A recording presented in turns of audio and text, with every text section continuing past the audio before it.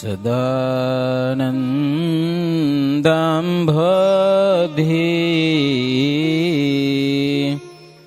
સ્મિતરુચિરપૂર્ણેન્દુવદનઃ પ્રફુલ્લાંભોજન્મા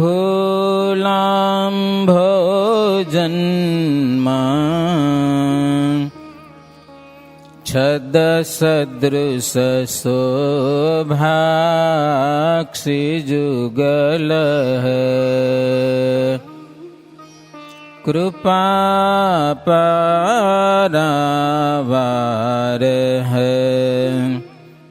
શ્રિતસકલજીવાતિસુખદો મહાશ્રેયો મૂર્તિ જયતિ સહિ નારાયણ મુનિઃ જયતિ સહિ નારાયણ મુનિઃ. ઓમ શ્રી હરિકૃષ્ણાય નમો નમઃ. ઓમ શ્રી ઘનશ્યામાય નમો નમઃ. ઓમ શ્રી સ્વામિનારાયણાય નમો નમઃ. સહજાનંદ સ્વામી મહારાજની જય.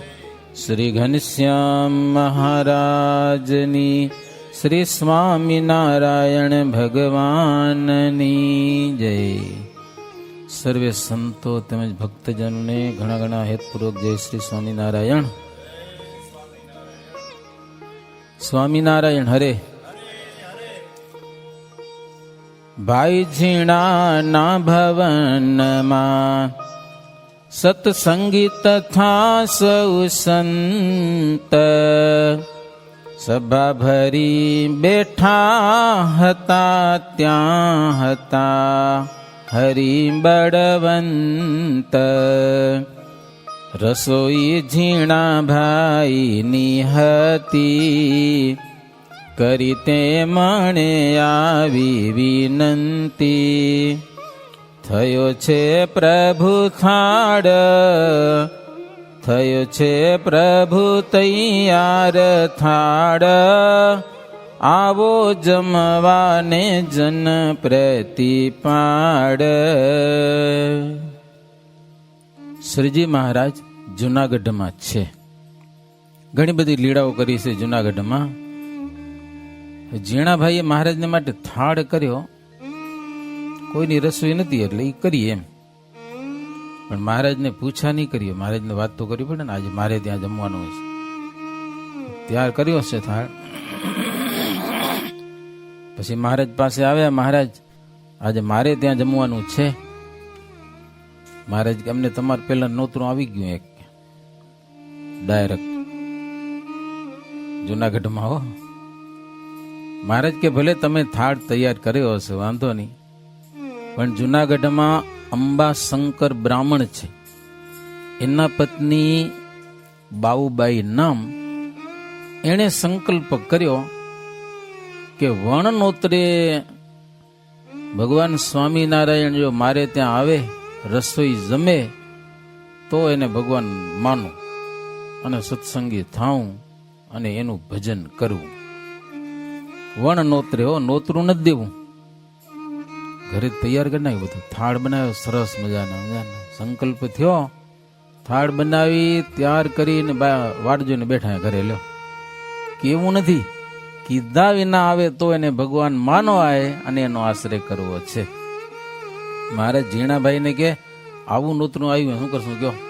ઝીણાભાઈ કે તો મારે ત્યાં જ જવાય, કે નવા સત્સંગી થાય ને, મારે ત્યાં વાંધો નહીં. કે પછી મહારાજ ભગુજી, મુકુંદ બ્રહ્મચારી બે જણાને ભેળા લઈ અને મારે ત્યાં કને ગયા છે. હો બાઉબાઈ ને ત્યાં એને વિચાર કર્યો, આવી ગયા ટાણામાંથી. લ્યો ભગવાન તો ખરા, ના ની જો મહારાજ જમતા ત્યારે બને ત્યાં સુધી સ્નાન કરી શુદ્ધ કપડાં પહેરીને જમતા. અપવિત્ર ભોજન મહારાજને ઓછું ભાવતું, સમજ્યા કે નહીં? લગભગ જમવા ટાણું થાય, સવસ્ત્ર સ્નાન કરી, નવા કપડાં પહેરી, ધોતિયું વગેરે પહેરીને, કેટલાક તો આજે જોડા પહેરીને ખાય. લો, તમે તો નહીં જમતા હો, પગ ઠરે કે લ્યો ઘરના અલગ રાખો તમે, ઓલા સપાટું એ હજી વાંધો નહીં, પણ કેટલાક તો બારે પહેરતા હોય એ જોડા ઘરમાં લઈ જાય. અને જોકે સત્સંગ એના ઘર એવા ન હોય, પણ ક્યાંક જમવા જાઓ તો જોવાનું, સમજ્યા કે નહીં? ઘરમાં તો ન હોય, પણ ક્યાંક જમણવાળો હોય ત્યાં લગભગ એવું બધું હોય. એમાં ચામડાના જોડા પહેરીને તો ના જ જમાય, કપડાના હોય તો હજી કદાચ ઠીક, પણ ઉતારી નાખાય જમવા ટાણે તો. શ્રીજી મહારાજને માટે સ્નાન પાણી તૈયાર રાખ્યું હતું. મહારાજ નાવા માટે બેઠા. શ્રીજી મહારાજ સ્નાન કર્યું, નવો વસ્ત્રો પોતે તૈયાર રાખેલો, ધોતિયા નવો, તે બધું જો ભગવાન હોય તો બધું દેવું આપણે. વસ્ત્ર ધારણ કરાવ્યા, મહારાજને સરસ મજાનું આસન આપી એના ઉપર બેઠા. 16 મહારાજનું પૂજન કર્યું, ચંદન વડે કરીને ફૂલના હાર પહેરાવ્યા, ફૂલથી મહારાજને વધાવ્યા. હે નવા નવા વસ્ત્રો પહેરાવ્યા, યજ્ઞો પવિત્ર મહારાજને ધારણ કરાવ્યું. બોલો, નવી યનોય પહેરો મહારાજ. 2-4 દિવસ પહેલા જ સામ શ્રવણી ગઈ, જેને પહેરતા હોય તેમણે ટિપ્પણીમાં લખ્યું સામ શ્રવણી, તેથી જનોઈ બદલાવાની. બીજું કાંઈ જોવાનું નહીં, અખાત્રી છે કે શું છે કે અમને એકમ લીધી હતી સામ શ્રવણી. જો આપણો વેદ કયો છે ઘણાને ખબર નથી, પણ સ્વામિનારાયણનો સત્સંગી થાય એનો વેદ સામ વેદ નક્કી માન લેવો. જો પરંપરાથી તમને ખબર ન હોય, અમુક અમુક બ્રાહ્મણોના વેદ હોય છે. સ્વામિનારાયણના સત્સંગી થયા પછી તમારી કુળ પરંપરામાં કાંઈ નથી તો સામ વેદ આપણો છે, અને કુળદેવ હનુમાનજી છે, કુળદેવી લક્ષ્મીજી છે, અને ઈષ્ટદેવ ભગવાન સ્વામિનારાયણ છે. સમજ્યા કે નહીં? એવું ભજન કરવાનું, બસ બધું આવી ગયું. કુળદેવી આવી જાય, કુળદેવ આવી જાય, ઈષ્ટદેવ આવી જાય, બધું આવી જાય. સંપ્રદાયમાં કઈ બાકી નથી. મહારાજને સરસ મજાનું યજ્ઞોપવિત ધારણ કરાવ્યું. જાત જાતના તો ધૂપ કર્યા મહારાજને આગળ. અગરબત્તી નહીં હો, ધૂપ, સુગંધીમાં ધૂપ આવે છે પવિત્ર. અગરબત્તીમાં પવિત્રતા હોય કે ન હોય નક્કી નહીં, પણ જે ધૂપ આવે છે આટલો ખણ હોય શરીર એની ધૂપ પ્રગટાવવાનો. ઘીના દીવા કર્યા. પછી મહારાજને ભાવથી ભોજન પીરસ્યા છે, અને શ્રીજી મહારાજ પણ પ્રેમથી જમ્યા છે. હો, ભાવથી ભોજન જમ્યા. પાનબીડું આપ્યું મહારાજને, પાનબીડું પણ જમ્યા. પછી પાટય ઉપર પધરાવ્યા હતા, ત્યાં ગાદી તકિયા બિછાવ્યા. આરતી કરી હે તે ઉતારી, સ્તુતિ ઉત્તમ રીતે ઉચ્ચારી. પછી મહારાજને પાટ ઉપર પધરાવી, એ ગાદી તકિયા બિછાવીને મહારાજની પ્રેમથી આરતી ઉતારેલી છે. આપણો રિવાજ એવો છે કે પેલી આપણે આરતી કરી પછી થાળ જમાડી. એક પરંપરાનો રિવાજ છે કે પેલા જો થાળ જમાય તમે કોઈ પોગો નહીં બોલવા માટે, એટલે સંતોએ રિવાજ કર્યો છે, બરોબર છે. અને હવે આપણે ભગવાન જમી જાય છે પેલા આરતી, પછી આપણે જો ડાયરેક્ટ કથા વાર્તા કરીએ, એ બરોબર છે. પણ જન્માષ્ટમીને શું કર્યું એ કયો તા? આરતી કરીને ક્યાંક થાળ જમાડે છે. આરતી થઈ જાય જન્માષ્ટમીની, જન્મોત્સવની, રાતના 12 વાગે, પછી પડદા બંધ કરી દે. તમે એવું છે રિવાજ કેવો હોય અહીંયા? હા, પેલા કે પછી આરતી, પેલા કે પછી થાળ જમાડો? ના, ઈ ખોટો રિવાજ છે. કોઈ શીખવાડ્યું નહીં તમને. 11:30 વાગે થાળ જમાડી દેવાના. 12 વાગે આરતી કરી હોય ને, 11:30 થાળ બાળ જમી બરોબર રેડી થઈ જાય ને પછી આરતી કરવાની. આરતી કરી પછી બંધ નહીં કરવાના પડદા.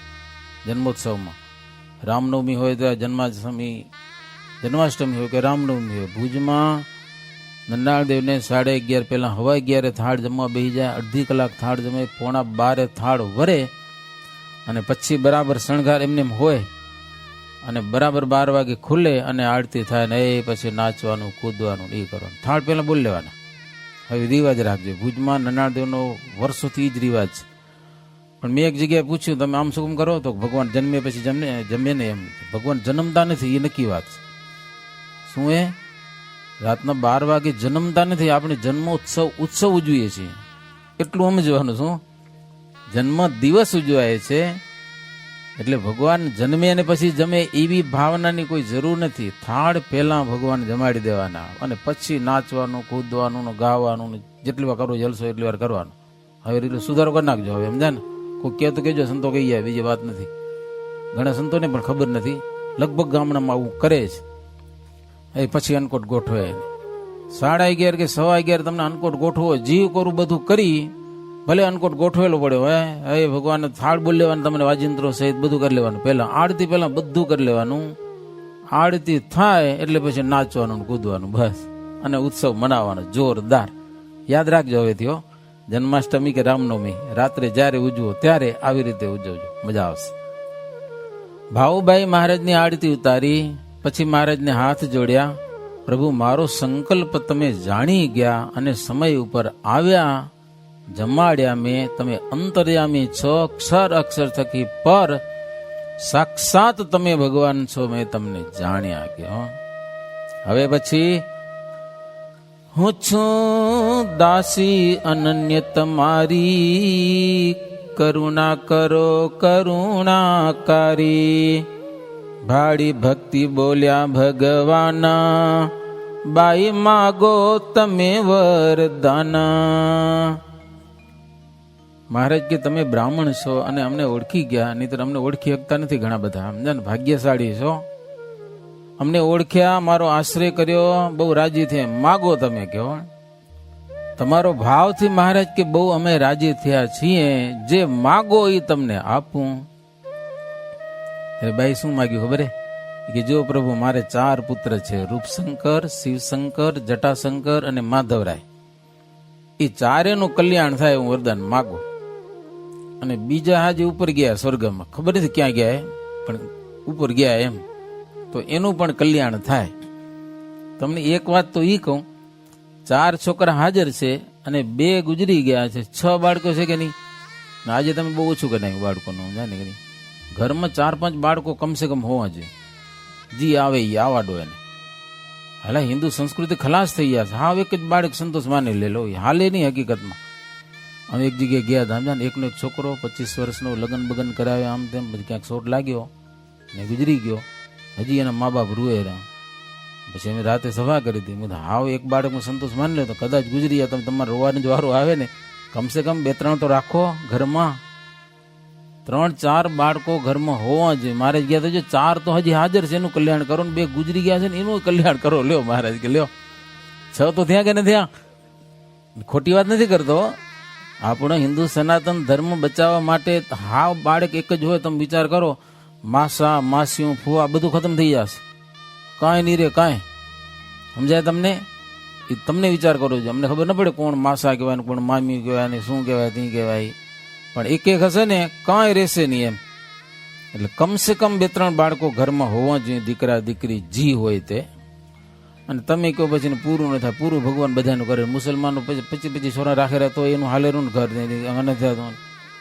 25 શું, એક જણાને 200-300 બાળકો હતા. લ્યો તો એ ભગવાન એને અલ્લાહ રોટલા દઈ દેશું, આપણા છોકરાને ભગવાન રોટલા નહીં દે. એટલો વિશ્વાસ નથી તમને મહારાજ ઉપર, ગણેશ મહારાજ ઉપર, કે અટકી રહેશે કાંઈ વાંધો ના આવે. પછી મહારાજ તો બહુ રાજી થયા હતા. એટલે શ્રીજી મહારાજ કે તમારી 21 પેઢીનો અમારે ઉદ્ધાર કરો છો. બોલો, ખાલી 4 બાળકો બે ગયા છે એ નહીં, 21 પેઢીનો અમારે ઉદ્ધાર કરવો છે, એ તમને વરદાન આપ્યું, જાઓ. એટલે બાઈ તો બહુ રાજી થઈ ગયા. મહારાજને વંદન કર્યા. અને એના પતિ હતા અંબા શંકર, એણે પણ શ્રીજી મહારાજને દંડવત પ્રણામ કર્યા.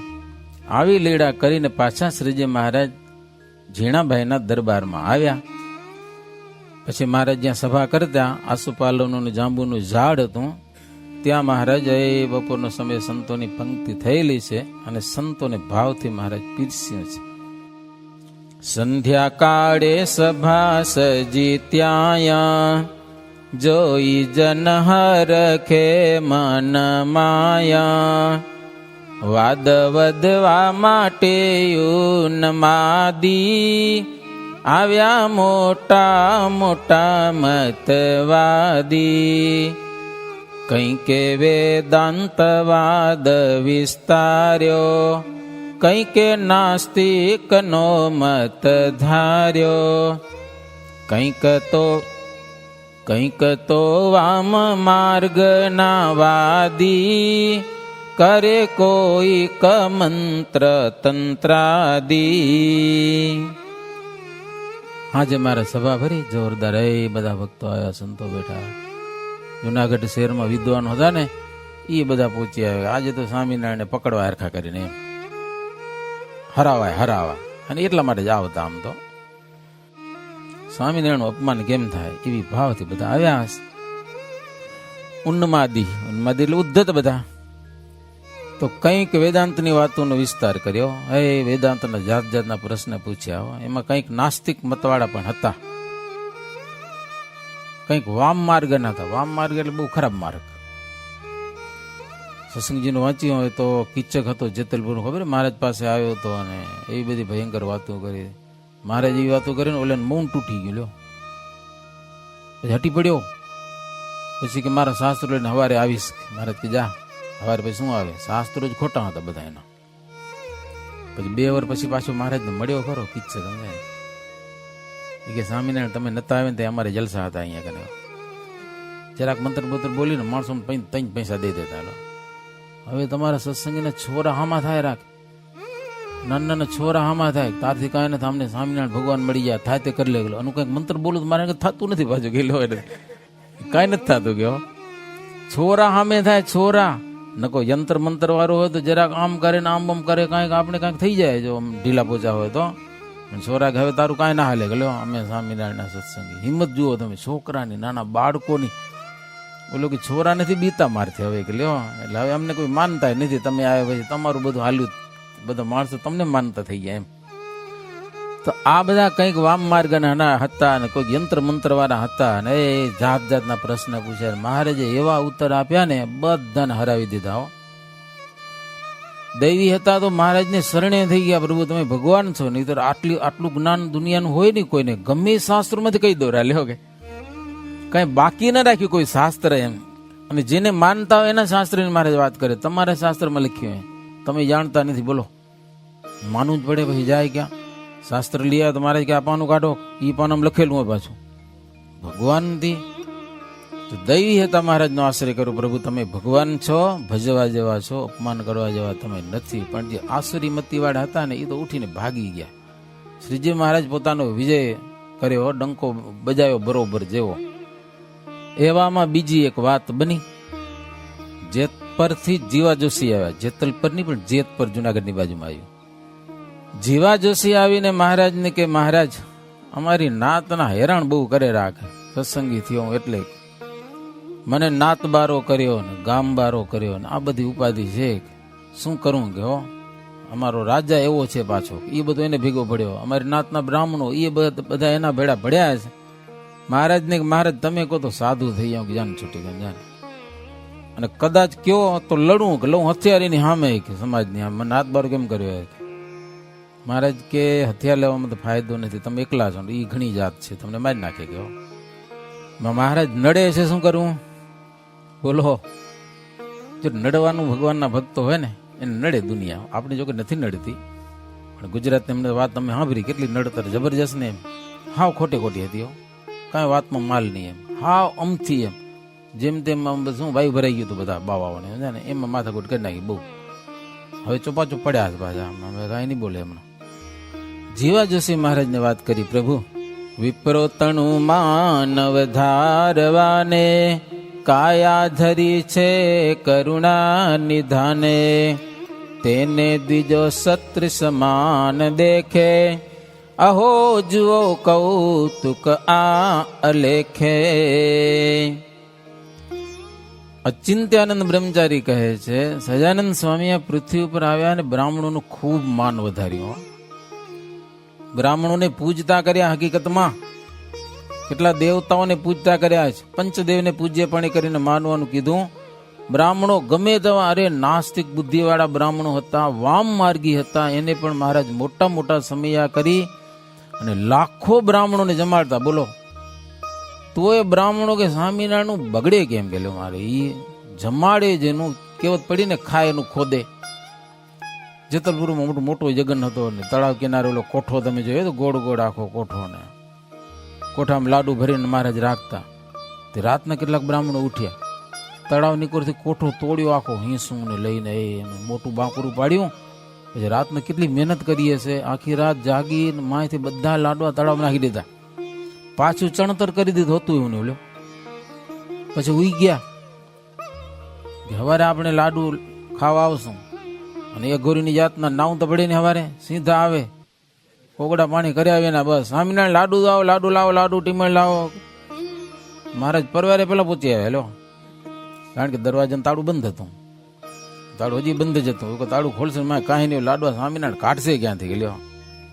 આવી ગયા બધા માગવા. મહારાજ કે હાલો હાલો હમણાં તમને લાડવા ગમે ભરી દઈ, ખાઓ છૂટ બસ. તમે ગમે નિંદા કરે, દ્રોહ કરે, ગમે એવું કરે, બગાડો આવી છે, પણ મહારાજ ખાવાની ના ન પાડે. ખરેખર આવો અવતાર દુનિયા મળે નહીં સ્વામિનારાયણ જેવો, આમ જોવા જઈએ તો એમ. નહીં તો દ્વેષ કરે, દ્રોહ કરે, એને જમાડવાની શું જરૂર? આપણે ન જમાડી લો ને. આપણા પ્રસંગમાં ખરાબ કરે તો કે તું રવાનો થાય અહીંયાથી, પણ મહારાજ કોઈને રવાના ન કર્યો. જોરે જમાડે, જોરે લાડવા. પંગતમાં તોફાન કરવાના તો બંદૂકો ગોઠવી દીધી ચારે બાજુ, 200 બાળાને બંદૂક ગોઠવી દીધી.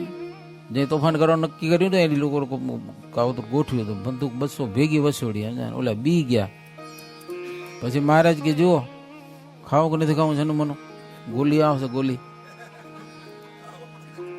હા મહારાજ કે તમે જમશો એનું મારે પુણ્ય નથી જોઈતું, પણ જો કઈ વિઘન કર્યું તો ગોલી આવશે ને મરી જાશો તો અમને પાપી નહીં લાગે. મહારાજ કે લ્યો તમારા જેવા કદાચ મરી જશો તો અમને દોર નથી લાગવાનો. મહારાજ તમે સનામાના જમો.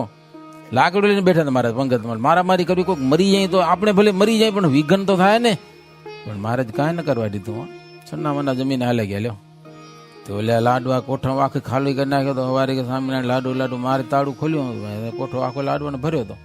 ઓલા કે આવ્યા ક્યાંથી લાડવા કે લ્યો, આખી રાત હેરાન થયા કાંઈ નહીં, અને પૂગવું કેમ કે લ્યો હવે પાછા લાડવા ભરાઈ ગયા લ્યો સન્નામાના. આ તો મહારાજ હતા ભાઈ, ભગવાનના ભગતની કેટલી વાતો છે લ્યો. વાત યાદ આવી ગઈ તો કહી દઉં. કચ્છમાં આપણે ચિરઈના હનુભા દરબાર હતા. આમ તો બહુ ગરીબ હતા, પણ સંતોને કહેવાય કે તમે નોકરી મંડાવો. પછી એ મિલિટરીમાં અફસર તરીકે નોકરી મળી ગયો. ભણેલા નતા છતાં સંતોની કૃપાથી બહુ ખાનદાનેથી નોકરી બજાવી એને. હમણાં સુધી હતા. હિંડોળાના દિવસોમાં પછી નિવૃત્ત થયા હતા ને, એ પિસ્તોલ લઈને હિંડોળાના દિવસોમાં ત્યાં હંમેશા રહેતા. ને જયારે આચાર્ય મહારાજ શ્રી આવે ને કચ્છમાં ત્યારે એને ભેગા રહેતા હો, પિસ્તોલ લઈને એની પાસે તો હોય ને. તો એકવાર આ સ્વામિનારાયણ સત્સંગી 500 સૈનિકો એની સાથે, એ ગમે ત્યાં જવું પડે બોર્ડર ઉપર, કે હા ગમે ત્યાં હાજે પાણી ભરી આવી, ઘડો ભરી આવીને પાણીનો રાખે ને હવારે નાહી ધોઈને પૂજા પાઠ કરી લે. આવી પરિસ્થિતિનો તમે વિચાર કરો, ગમે ત્યાં બોર્ડર હોય તો. એ નોકરોને આ તો કહેવાય નહીં, પોતે જાતે કરી આવી નહીં. પછી થોડા ગણા પછી શું થાય કે સાહેબ હવારે નાહે ધોએ છે, રાતના હારું શું કર્યું, ઘડો પાણી ઢોરી નાખ્યો, ઢોરીને પાછો હતો એમને ઢાંકી દીધો. સાહેબ હવારે શું કરે છે જોઈએ આપણે એમ. તો સવારે તો હનુભા જાગ્યા દરરોજની જેમ, દાંતણ પાણી કરીને છે તો ઘડો નાવા મળે, ઘડો લીધો તો પાણીનો ઘડો ભર્યો હતો બોલો. પછી નાયા, ઓલા જોતા જ રહી ગયા, એટલે પાણી આવ્યું ક્યાંથી ઘડામાંથી, આપણે ઢોરી નાખ્યું હતું ને. પછી બધા નમ્યા હો, બહુ માફી માગી. પછી અમને મદદ કરશું તમારી, જીવ અમે તમારી સેવા કરશું. કે લ્યો કેટલાક ને એમ થયું કે ભગત હાચો માણે એમ, પાણી ઢોરી નાખ્યું તો પાછો ઘડો ભરાઈ ગયો. ભગવાન આવી મદદ કરે છે. આ તો હમણાં અમે જોયેલા એ હરિભગતો હનુભા દરબાર હતા ચીરી ગામના, વાતો કરતા ઘણી વાર અમારે હો. અને 7 ધડાકા પિસ્તોલ બતાવતા તેની પાસે, આમ ફરતી ધડાકા દેતી યારી જોઈએ બધી. આ તો મહારાજ છે, અહીંયા શું વાંધો આવે એને. પણ કેટલો આટલો બધો માથાકૂટ કરે છતાં શ્રીજી મહારાજ એનું માન વધાર્યું બ્રાહ્મણોનું. તોય હારા ઈ પાછા શત્રુપણું જ રાખેલો સ્વામિનારાયણ સાથે હો. તો ચિંતાનંદ બ્રહ્મચારી કે આશ્ચર્યની વાત કેવી છે એ તમે જુઓ. સ્વામિનારાયણ આટલું જમાડે છતાં પણ દ્રોહ કરે લો. એનો કરવું શું હવે એનું. જીવા જોશીની સાંભળી વાણી, બોલ્યા સ્નેહથી સારંગ પાણી. ક્ષમા રાખવી ભક્તિ સદાય, સૌથી સારો છે એ જ ઉપાય. મહારાજ જીવા જોશીને કે આપણે હરિભગત છીએ એટલે ક્ષમા રાખવી એ હારામાં ઉપાય છે. હથિયાર લઈને મંડવું ને એમાં મરી જાય, ક્યાં પરિવાર રખડી પડે, એવું મહારાજ કે આપણાથી કરાય નહીં. મહારાજ કે હવે જો કોઈ ઉપાય ન હોય તો તમે ગામ છોડી દો ને, બીજા ગામમાં આવી જાઓ, ગામને છોડો, બીજું શું, જ્યાં સુખ થાય ત્યાં રહ્યો, એ ઉપાય છે. પછી મહારાજ સભા સામું જોઈ તો ત્યાં ગોરવિયાળીના હીરા વગેરે પટેલિયા હતા. મહારાજ કે તમે હરિભગત છો, તમારા ગામમાં એક બ્રાહ્મણને હાચવશો, રહેવા માટે મકાન, ખાવા માટે કંઈક સગવડ? તો હા મહારાજ તમે કહેતા શું કામ ના કરી ગયો, આખા પરિવારને હાંચવીશ, આખું ગામ થઈને એક પરિવાર નહીં હાંચવી કે તમારી આજ્ઞાથી મહારાજ અમારે તમને રાજી કરવાના છે. તો મહારાજ કે આ પરિવારને તમારા ગામમાં લઈ જાઓ, એની બરદાસ્ત કરજો, હાંચવજો, જે જોઈને એને આપજો. ભલે મહારાજ. મહારાજ કે જો અમારા અનન્ય હરિભગત છે એટલા માટે કહી છે, બાકી જગતના જીવ માટે અમે ન કરી માથાકૂટ, જાય કે નહીં. જોશી કુટુંબ છે. પછી આખું જીવા જોશી કુટુંબ સહિત પરિવાર સહિત એ ત્યાં જઈને રહ્યા છે. હરિભક્તોની એ સરસ મજાની મહારાજની કથા સાંભળાવે અને હરિભક્તો એની જરૂરિયાત બધી પૂરી કરે. એમ રહેતા રહેતા પછી પીઠવડી ગામ વસાયું, ત્યાંના પટેલિયા નવું ગામ વસાયું. જો જેવા જોશી એ ગામમાં ગોર તરીકે રહ્યા અને સુખેથી જિંદગી વ્યતીત કરી. હો, આવી વાત છે. જો ભક્તજનો, ભગવાનને અને સંતોને રાજી કરવા હોય એ પોતાનું બહુ જુએ નહીં. મહારાજની આજ્ઞા થાય એટલે આજ્ઞાનું પાલન અવશ્ય કરે. હવે પછી મને બીજી એક કથા કરવાની ઈચ્છા હતી. આજે ઋષિ પંચમીનો દિવસ છે. ભુજમાંથી એક પુસ્તક પણ બહાર પડેલું છે વ્રત કથા તરીકે. તો ઋષિ પંચમીની થોડીક વાત આજે આપણે કરી લઈએ. જોકે આપણા સત્સંગી બહેનો બધા ધર્મ પાળતા જ હોય, છતાં પણ એક લોક સાહિત્યની એક વાર્તા છે, લોકશાસ્ત્રની કથા છે. શ્રીજી મહારાજ સારંગપુરમાં હતા. જન્માષ્ટમીનો સમય મહારાજ ધામધૂમથી ઉજવ્યો. એના પછી ભાદરવા સુદ પાંચમ આવી તો જેટલા બહેનો આવ્યા હતા એની પાસે શ્રીજી મહારાજે ઋષિ પંચમીનું વ્રત કરાવ્યું હતું. મહારાજ પોતે હો, આખા વર્ષ દરમિયાન રજસ્વલા ધર્મમાં કાંઈક સત્ય રહી ગયું હોય તો આજના દિવસે વ્રત કરવાથી એની શુદ્ધિ થઈ જાય છે. તો એની થોડી કથા આપણે કરી લઈએ. કથા બહુ જૂની છે. પહેલા સતયુગમાં સ્પેન જીત નામનો રાજા હતો અને વિદર્ભ દેશમાં એ રાજ્ય કરતો હતો અને સત્યવાદી રાજા હતો. પોતે ધર્મપરાયણ છે. એની જનતા પણ ધર્મનું પાલન કરતી હતી. તો એના રાજ્યમાં સુમિત્ર કરીને એક બ્રાહ્મણ અને એના પત્ની, ધર્મવાળો પરિવાર છે. જયશ્રી બેન એના પત્નીનું નામ છે. ધર્મ પાળે પણ રજસ્વલામાં ક્યારેક ક્યારેક ગડબડ કરે. સમજ્યા ને? હાલે હાલે એટલું આપણે ઘણી વાર થાય ને, એટલું શું વાંધો, હલાવી દો ને, એમ થાય કે ન થાય, એવું કંઈક કર્યું હશે. રજસ્વલામાં પણ ઘરમાં રસોઈ કરવી કે વગેરે વગેરે કામ, પોતાના પતિને જમાડવાનું, આવું બધું થયેલું એની જિંદગીમાં. એનો એક દીકરો હતો, સુમતી એનું નામ હતું. એને લગ્ન કરાવ્યા. ચંદ્રાવતી નામની એની પુત્રવધુ પણ ઘરમાં. ચારનો પરિવાર. સમય જતા માત પિતાનું મૃત્યુ થયેલું છે. સુમિત્ર અને જયશ્રી બેન મૃત્યુ પામ્યા જ, પણ રજસ્વલા ધર્મ નહીં પાલન કરેલું અથવા તો પાડ્યું હશે તો એમાં ઘણી બધી ગડબડ ચલાવી લીધેલી. તો એ પાપથી ત્યાં જ એના આંગણામાં જ એના ઘરે જ ગયો તો બ્રાહ્મણને આવ્યો છે ગાયને ત્યાં ગોધલાનો જન્મ, ગાયનું વાસડું કહેવાય ને ઈ. અને આની જે માં છે સુમતીની બ્રાહ્મણબાઈ, એને કૂતરીનો જન્મ આવ્યો છે ઘરના આંગણામાં જ. એ ગોધલો મોટો થયો એટલે પછી તો એને નાથી ને બળદ બનાવ્યો. ખેતીનું કામ કરતા હતા, બ્રાહ્મણ પણ કામ ખેતીનું કરતા હતા. હવે આખો દિવસ અમે ખેડવાનું, એમ કરતા કરતા એક દિવસ તિથિ આવી. માતા પિતા મૃત્યુ પામી ગયા હોય તિથિ હોય ને, એ પિતાનું હશે કે માતાનું હશે, શ્રાદ્ધ કરવાનું. એટલે છોકરા એની ઘરવાળીને કીધું કે જો આજે મા બાપનું શ્રાદ્ધ કરવાનું હશે, મારે કામ છે, તું સરસ મજાના થાળ બનાવી દૂધ પાક વગેરે બ્રાહ્મણોને જમાડજે, 5-7 જી શ્રદ્ધા હોય પ્રમાણે, હું સાંજ સુધી આવીશ. કે આમ કઈ નહીં તો કામ કરવા નીકળી ગયો ખેતરે. પાછળથી ચંદ્રાવતીએ સરસ મજાની રસોઈ બનાવી.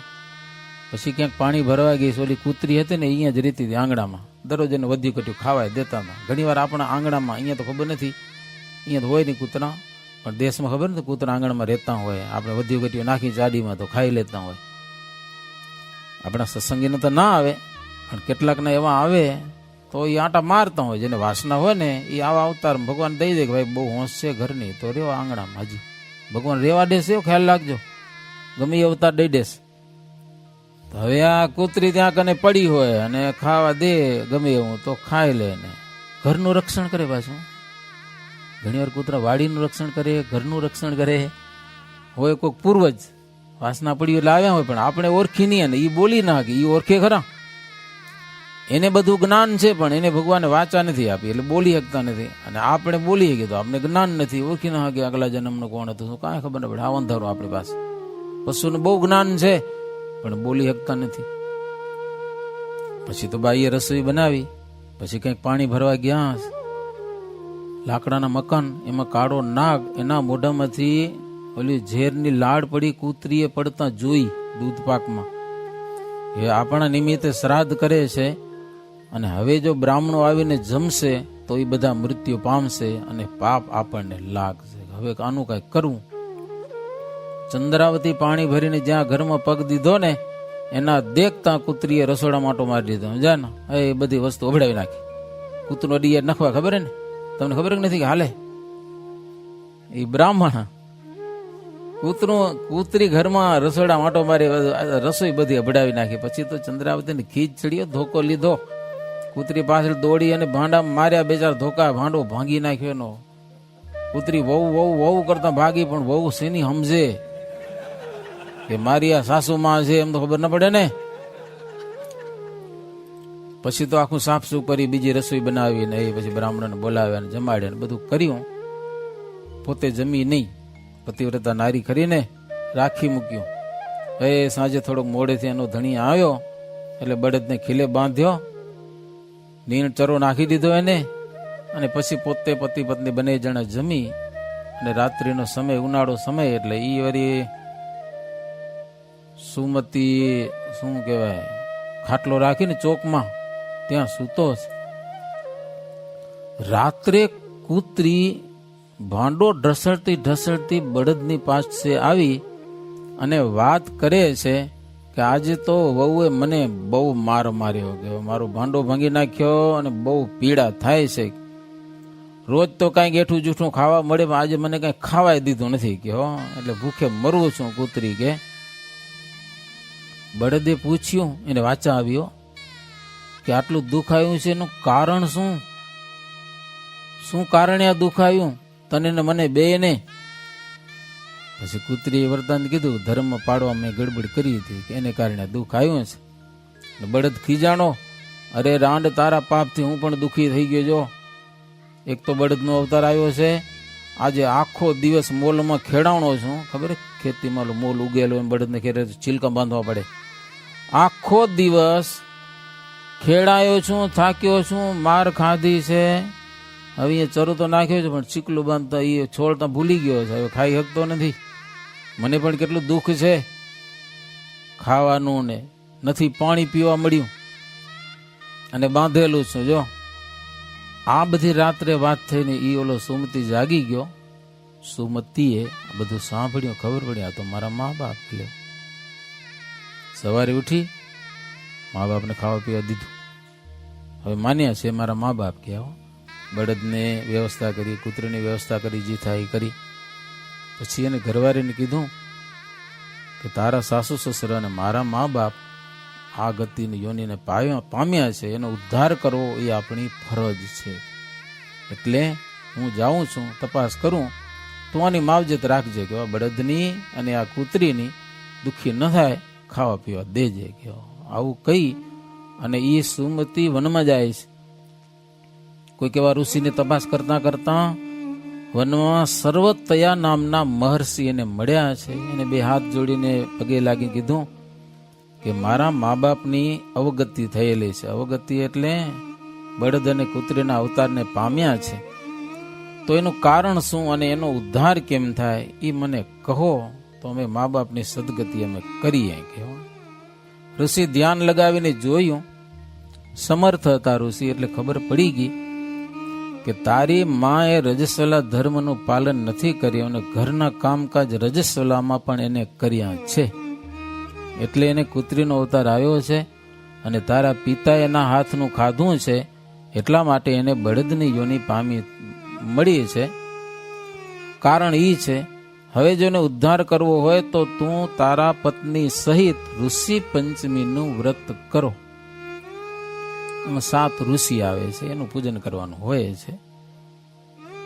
જો વશિષ્ઠ વગેરે 7 ઋષિઓનું 1600 થી પૂજન કરી અને ઋષિઓને જમાડવાના. તેથી કદાચ હાજર હશે. આજે ક્યાં આપણે ઋષિ ભાવના કરી ભગવાનને જમાડી દઈ તો ભગવાન દઈ દે બધાને. કાલ કથા આવી હતી ને, કાલે હતી, પરમ દિવસે હતી. ઓલું કે શ્રાદ્ધ મહારાજ કે તમને મળશે જનોઈ પહેરાવશે, તો મહારાજ કે મને મળશે તો હું બધાને આપી દઈશ કે. એવા ભાવથી ભગવાનને જમાડીએ ને, ભગવાન બધાને આપી દે. ઋષિએ કીધું, ઋષિને જમાડી બંને જણા તમે ઉપવાસ કરજો તે દિવસે, ઋષિ પંચમીને દિવસે, અથવા તો ફલાહાર કરજો. 2 ઓપ્શન છે, સમજ્યા કે નહીં? ઉપવાસ કરો તો વધારે તપ કહેવાય, નહીં તો ફલાહાર કરવાનું. પછી એનું અંતે ઉદ્યાપન કરવાનું. આ વ્રતનું અંતે ઉદ્યાપનમાં બ્રાહ્મણને જમાડો, ભગવાનને જમાડો, સંતને જમાડો, ગમે તે કાંઈક એવું પૂર્ણ કરવાનું, એને કહેવાય ઉદ્યાપન યથાશક્તિ. આટલું કર્યા પછી એ તમે જે બંને જણા કરેલું વ્રત, એ વ્રતનું પુણ્ય તુલસીને પાંદડે તમારા માત પિતાને અર્પણ કરજો, એટલે એનો ઉદ્ધાર થઈ જશે. કારણ કે રજસ્વલા સ્ત્રીને અતિશય અપવિત્ર કહેલી છે અને સુકામ અપવિત્ર કહેલી છે. એની પણ કથા છે. ભાગવતમાં કથા આવે છે, ઇન્દ્રે વૃત્રાસુરને માર્યો. 360 દિવસ તો મારતો લાગ્યા એને. ઋષિ પાસેથી વજ્ર લીયા હતા. વજ્રથી ઇન્દ્રે વૃત્રાસુરને માર્યો. એની એને બ્રહ્મહત્યા લાગી. એ બ્રહ્મહત્યાને કારણે ઇન્દ્ર હાવ કાળો ભાંઠ જેવો થઈ ગયો, હાવ કાળો, અને પીડા થાય શરીરમાં જોરદાર. બ્રહ્મહત્યાનો દોષ લાગ્યો. પછી હવે કરવું શું આનું? બ્રહ્માને શરણે ગયા ઇન્દ્ર મહારાજા. બ્રહ્માને કીધું કે આમ થઈ ગયું છે. બ્રહ્માએ ઠપકો દીધો, બ્રહ્મહત્યા લાગી એનો. બ્રહ્મા કે હવે બીજો કોઈ ઉપાય નથી, 4 ભાગ કરી અને કોઈકને વેચી દે તો તને શાંતિ થાય. એવી કંઈક બ્રહ્માએ ઇન્દ્રને સલાહ આપી. એટલે પછી ઇન્દ્ર આવીને જળને પૂછ્યું કે બ્રહ્મહત્યાના 4 વિભાગ કર્યા છે, એક ભાગ તમે લ્યો તો મને કંઈક શાંતિ થાય. એ ત્રિલોકીનો રાજા કહેવાય, એટલે મદદ તો થોડી કરવી જોઈએ ને. પાછી એની જળ દેવતા છે. જળ દેવતા એમ કીધું કે જો અમારામાં કાંઈ પણ અપવિત્ર વસ્તુ કોઈક માણસો ધુએ તો અમે અપવિત્ર નથી, અર્થાત અમને પાપ ન લાગે કાંઈ. અમે સદા શુદ્ધ રહીએ એવું વરદાન આપો તો અમે તમારો પાપનો ભાગ લઈએ. કે ઇન્દ્ર કે તથાસ્તુ, જાઓ. જો નદી તળાવ હોય એમ કે ગમે એ વસ્તુ ધુઓ તો પાણી શુદ્ધ કહેવાય, પી હગી આપણે. હા, ગંગામાં મોટી મોટી ગટરું જાય રીલ્યો તો એ ગંગાને પડ ચડાવે તો આપણે પાવન થઈ જાય. એટલે વાસણમાં ભરેલું પાણી નહીં, પૃથ્વી ઉપર ભરેલું પાણી હોય, તળાવ કેટલું વિશાળ, એ પાણી એટલું પવિત્ર થતું નથી. ઇન્દ્રે વરદાન આપેલું છે. એટલે એક ભાગ જળ દેવતાએ લીધો, જળે લીધો. પછી પૃથ્વીને પૂછ્યું તમે એક ભાગ રાખો તો મને શાંતિ થાય. પૃથ્વી કે વરદાન દ્યો. શું? અમને કોઈ ખોદે, માટી ઉપાડી જાય તો કાળે કરીને અમારામાં ખાડા પૂરાઈ જાય, એટલે એવું વરદાન આપો. ઇન્દ્ર કે તથાસ્તુ, એ તમને વરદાન આપ્યું. અને પૃથ્વી ઉપર જો ઘણી વાર મોટા મોટા ખાડા થઈ ગયા ને તો એ પૂરાઈ જાય, ખબર ને, ધૂળ ઉડી ઉડીને. એક વરદાન મળ્યું છે ઇન્દ્રનું, તો એ વરદાન આપ્યું ઇન્દ્ર. પછી સ્ત્રીઓને પૂછ્યું એક ભાગ તમે રાખો. સ્ત્રીઓ કે અમને વરદાન આપો. ઇન્દ્ર કે શું? જે માગો આપો. તો કે અમારા ઉદરમાં ગર્ભ હોવા છતાં પણ અમને કામની ઈચ્છા રહે. ઇન્દ્ર કે જાઓ, રહેશે. એવું વરદાન આપ્યું છે. અને સ્ત્રીઓ પણ એક ભાગ રાખ્યો. અને ચોથો ભાગ વૃક્ષોને પૂછ્યું એક ભાગ તમે રાખો. ઝાડવા કે વરદાન આપો. શું? અમને કોઈ કાપી નાખે તો અમે પાછા મોરી આવીએ. કે લ્યો ઇન્દ્ર કે મોરી આવશો, જાઓ. ઈ વરદાન મળ્યું એને. 4 ભાગ ઇન્દ્રે વેચી નાખ્યા, સ્વીકાર્યા બધા. એટલે ઇન્દ્ર શુદ્ધ થયો છે ને ઇન્દ્ર દુઃખ થકી મુક્ત થયો છે. હવે જળમાં પાપનો ભાગ કયો છે? ઇન્દ્રની બ્રહ્મહત્યાનો. એમાં જે સેવાર જામે છે પાણીમાં, એ બ્રહ્મહત્યાનો ભાગ છે. અને પૃથ્વીમાં ક્યાંક ક્યાંક ક્ષાર નીકળે છે, ખબર ને, આમ એ ભૂમિ ક્ષારવાળી થઈ જાય, કાંઈ ઉગે નહીં ને. તો એ પૃથ્વીમાં બ્રહ્મત્યાનો ભાગ છે. વૃક્ષોમાં ક્યાંક કાળો કાળો કીલ નીકળે છે, ગુંદ નીકળે અલગ, ગુંદ તો આપણે ખાવા વાપરીએ છીએ, ગુંદ નહીં પણ હાવ કાળો આમ કારું કારું ક્યાંક ઝાડમાંથી વેતું હોય છે, એ બ્રહ્મત્યાનો ભાગ છે.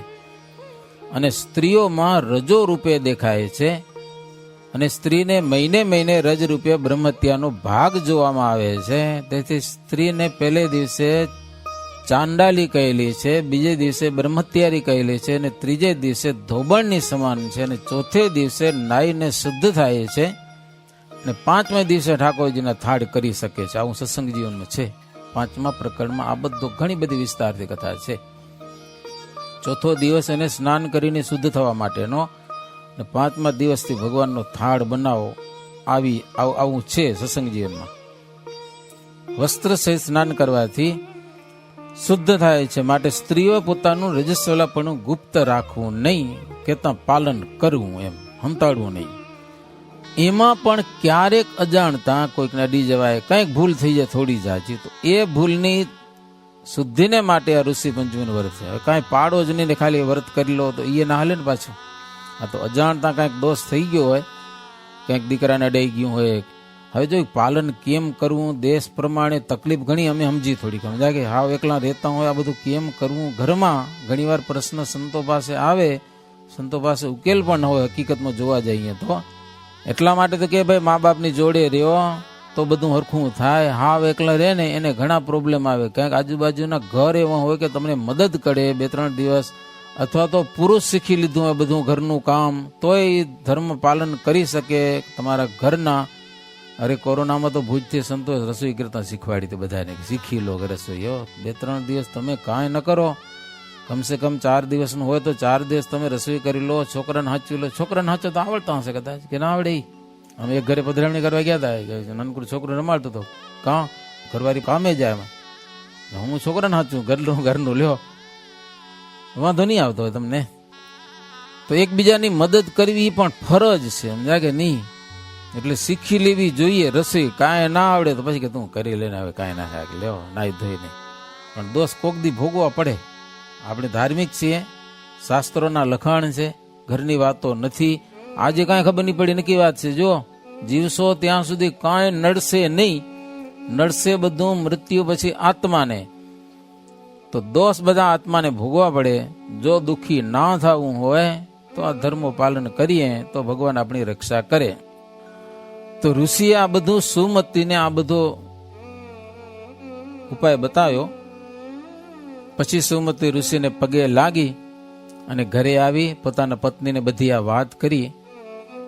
પછી પતિ પત્ની બંને જણાએ વ્રત કર્યું નિયમસર, ને એ બધું વ્રતનું પુણ્ય માત પિતાને અર્પણ કર્યું.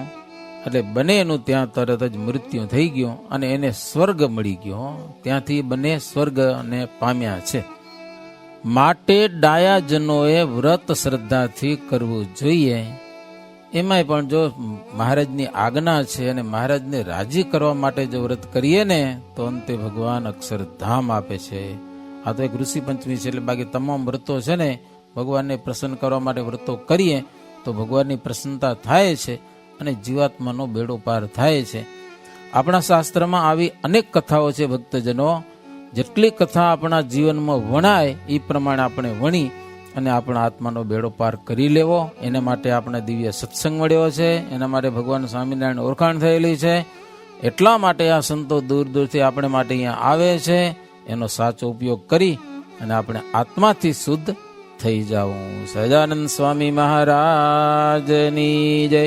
શ્રીપતિમ શ્રીધરમ સર્વદેવેશ્વરમ ભક્તિધર્માત્મજં વાસુદેવમ હરિમ માધવમ કેશવમ સ્વામિનારાયણમ નીલકંઠમ ભજે.